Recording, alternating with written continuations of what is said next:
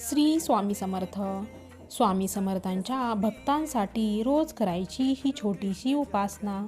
रोज सकाळी उठल्यावर स्नान झाले की पहिला मनपूर्वक नमस्कार श्री स्वामी समर्थांना करायचा. आपली नेहमीची देवपूजा झाली की 5 मिनिटे शांत बसून स्वामींचे ध्यान मनातल्या मनात करायचे.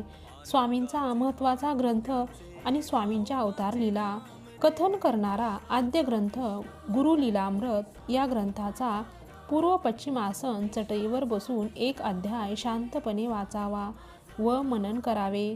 सकाळी नोकरी व्यवसायाच्या गडबडीत संपूर्ण एक अध्याय वाचणे शक्य नसल्यास गुरुलीलामृताचे श्लोक पठण केले तरी स्वामींची सेवा मोठी होईल, पण ती सेवा तुम्ही मनपूर्वक करा.